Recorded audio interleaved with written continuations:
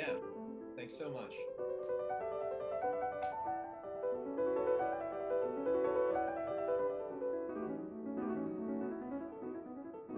Sure. Yeah. Well, I'll just show it first. So this is my new book. It's called The Math Campers. I think it has a very lovely cover design. Knopf did a great job. Um, this is actually an illustration from a homemade periodical that I own, made by some teenagers in the 19th century in England to pass the time one summer. And the reason I chose it is because this book is very much one of the things it's about is about adolescence and about passing time and about the way that we can make passing time meaningful and intelligible.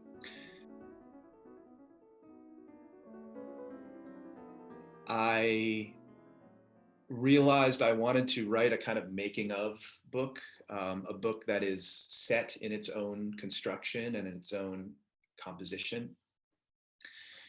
And so, much of the book describes its own coming into being. I'm showing drafts,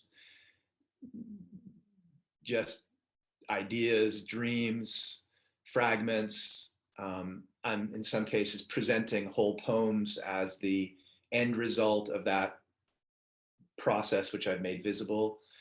And then I also have, I wanted not only to show the stages of the process that go into the writing of the book, of the poem, but also the stages of the process that go into putting the poem in the world and putting it into the hands of a reader.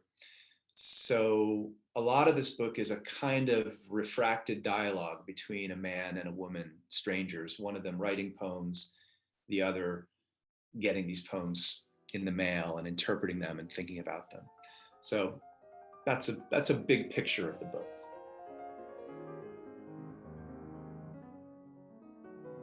I think one thing that I haven't told you yet is that much of the book was written at the Merrill apartment, and that much of the book is set in the Merrill apartment, where I was getting all kinds of vibes, just from the decor and from the light and from all of these environments that I had read about for years, um, but seen before only once, very briefly, when I toured it once before.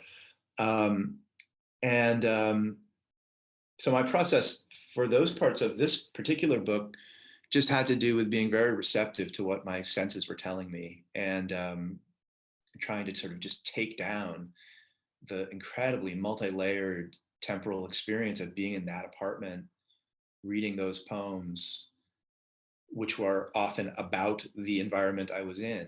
Um, I Those sections really wrote themselves. In general, I don't know what my process is. My process for everything is pretty haphazard, answering emails, calling up friends, caring about something one moment and forgetting what I cared about it the next. I don't know. I'm pretty flaky in that way.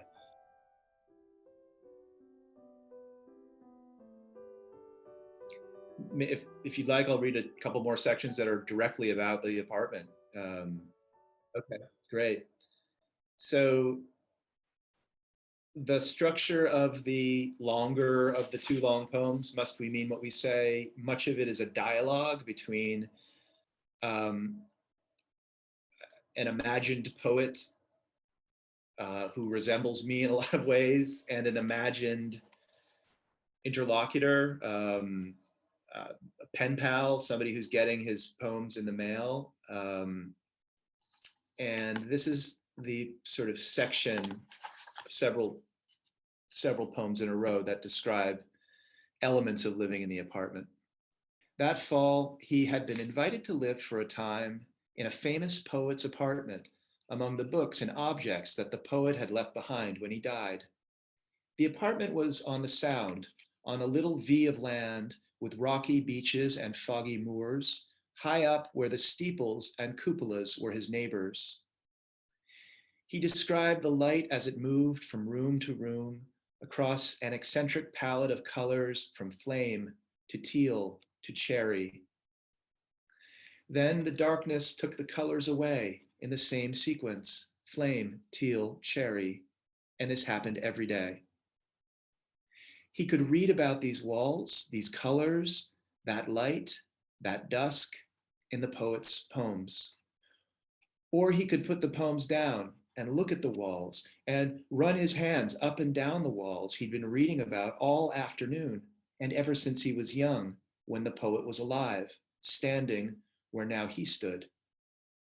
He wrote, quote, I met him only once when I was in college.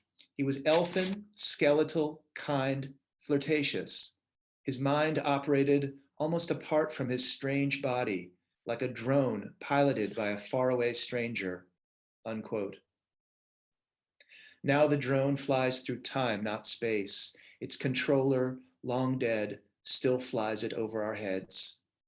A source confirmed, quote, his body was a stick insect, but his smile flashed the news of immortality.